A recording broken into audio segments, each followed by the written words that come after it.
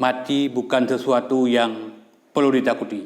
Karena pintu kematian itu akan dimasuki oleh setiap orang. Yang penting hari ini yang kita pikirkan adalah bagaimana kehidupan setelah mati. Sebab alam kubur di malam pertama itu punya dua wajah, punya dua rupa. Alam kubur di malam pertama itu punya dua rupa. Rupa pertama adalah kalau orang selamat malam pertama di alam kubur, dia akan selamat untuk malam-malam selanjutnya. Kalau dia celaka dan binasa malam pertama, maka dia akan binasa untuk selamanya.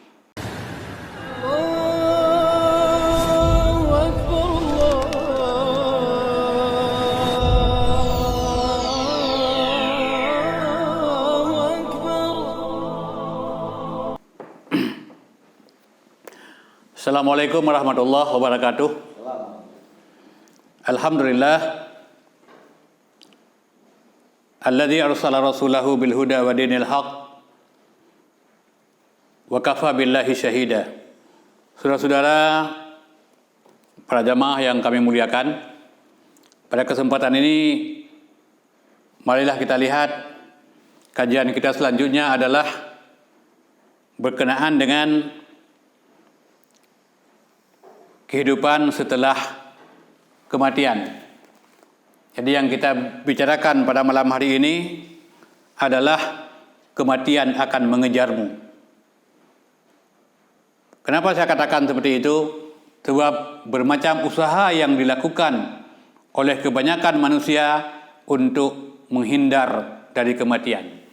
Padahal Allah Subhanahu wa taala telah berfirman, "Wa ma kana li nafsin an tamuta illa bi'idnillahi kitaban muajjala."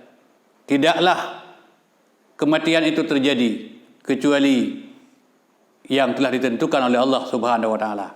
Kita lihat sebuah kisah menarik. Pada zaman Nabiullah Daud, beliau punya seorang menteri yang bernama Jalil Al-Qadri. Karena Perdana Menteri ini bekerja sangat sungguh-sungguh, sangat rajin, sehingga setelah Nabiullah Daud meninggal, beliau kembali diangkat menjadi menteri oleh Sulaiman bin Daud. Satu ketika, sesuai dengan kebiasaan Nabi Sulaiman, setiap pagi seluruh menteri dipanggil ke istana untuk di briefing kembali, untuk diberikan pencerahan supaya semangat kerja tinggi. Jadi sebelum acara penyegaran kepada seluruh menteri yang dilakukan oleh Nabi Sulaiman, lalu muncul seorang laki-laki membisikkan sesuatu kepada Nabi Sulaiman sambil melihat Jalil Al-Qadri dalam keadaan sinis. Jadi pada saat Jalil Al-Qadri melihat si laki-laki yang membisikkan sesuatu kepada Nabi Sulaiman, melihatnya dalam keadaan sinis, dia ketakutan luar biasa sampai bergetar tangan dan lututnya. Selesai sidang kabinet yang dipimpin oleh Nabi Sulaiman, Jalil Al-Qadri menjumpai Nabi Sulaiman dan bertanya, "Siapa laki-laki itu?" "Dia malaikat maut." "Kenapa dia memandangku dalam keadaan sinis?"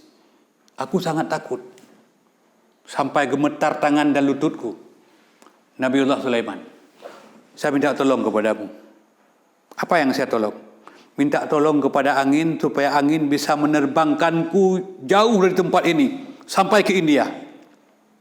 "Boleh kalau itu permintaanmu." Nabi Sulaiman memanggil angin, kemudian Nabi Sulaiman memerintahkan kepada angin untuk menerbangkan salah seorang perdana menterinya, Jalil Al-Qadri, ke India.